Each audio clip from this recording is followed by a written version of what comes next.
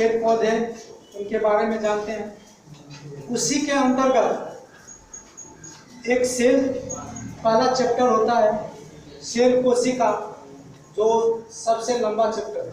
ठीक है, सेल जिसका नाम कोशिका, इनका नाम पड़ा साइटो। ठीक है, इनका नाम पड़ा साइटो। इनका अध्ययन कौन किया था? साइटोलॉजी। इनके अध्ययन को क्या कहलाते हैं? साइटोलॉजी। खोज, इस शब्द का खोज किसने किया था? रॉबर्ट हुक ने। इस शब्द का खोज किसने किया था? रॉबर्ट हुक ने। जीवित कोशिका ये मृत्यु कोशिका को खोज की पड़े।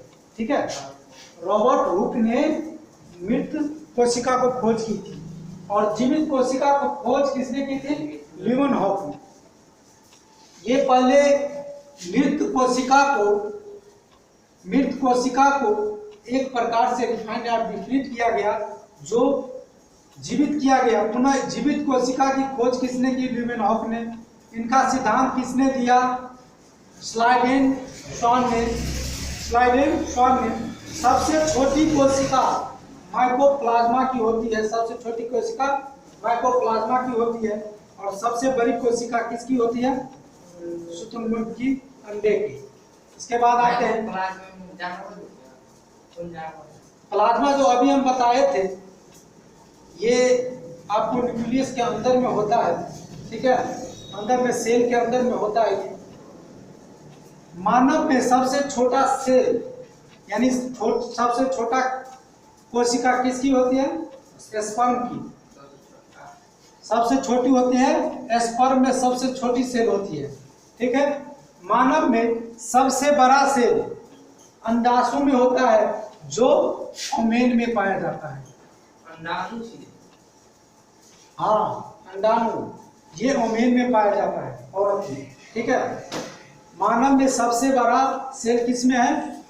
अंडाणु में, जो औरत में पाया जाता है। मानव में लंबी यूरोन नाम सुने हो? यूरोन का नाम सुने हो? जो किसमें रहता है?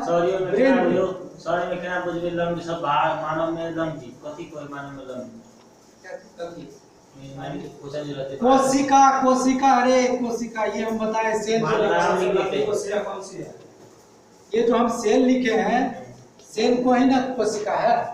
तो मानव में सबसे बड़ा कोशिका कौन सी है?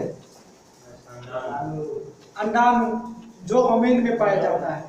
मानव में सबसे छोटा कोशिका स्पर्म में पाया जाता है।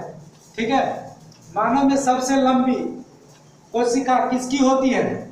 सबसे लंबी कोशिका किसकी होती है? न्यूरॉन की, जो ब्रेन में है। ठीक है, विभाजन शक्ति जो न्यूरॉन की विभाजन रहित। ठीक है, विभाजन रहित, ये विखंडित नहीं किए जाते बाबू, ये विखंडित नहीं किए जाते हैं। न्यूरॉन में, ब्रेन में इसकी कोशिका को विखंडित नहीं किए जाते हैं। सबसे तेज विभाजन कोशिका का किसमें होती है? लीवर में। सबसे तेज विभाजन लीवर में होता है। और देखो, जिस प्रकार से कोशिका छोटे छोटे मिलकर कोशिका मिलकर उत्तक का निर्माण करते हैं। बहुत से कोशिका मिलकर उत्तक का निर्माण करते हैं, और उस उत्तक से अंग का निर्माण होता है। उस अंग से क्या हमारे शरीर का ढांचा का निर्माण होता है। ठीक उसी प्रकार से जैसे ईंट को जोड़कर हम दीवार बनाते हैं, दीवार को जोड़कर एक मकान बनाते हैं, मकान बनने के बाद हम एक घर में प्रवेश करते हैं। ठीक है, अब इनमें क्वेश्चन पूछेगा बाबू, इन्हें पूछेगा क्वेश्चन कि वह कौन सी कोशिका है जो अपनी क्षतिपूर्ति स्वयं करती है?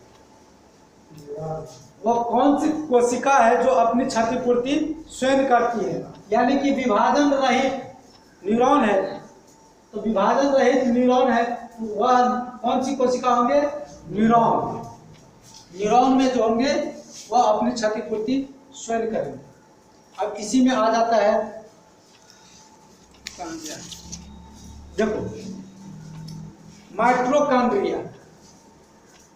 सबसे पहला आता है माइटोकॉन्ड्रिया, बताए थे तुम लोग फिगर लिया नहीं।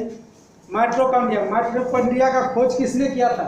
जो हमारे सेल के अंदर में, एक सेल ले लो, यहाँ पे हम इसको कर देते हैं एम, ये है माइटोकॉन्ड्रिया।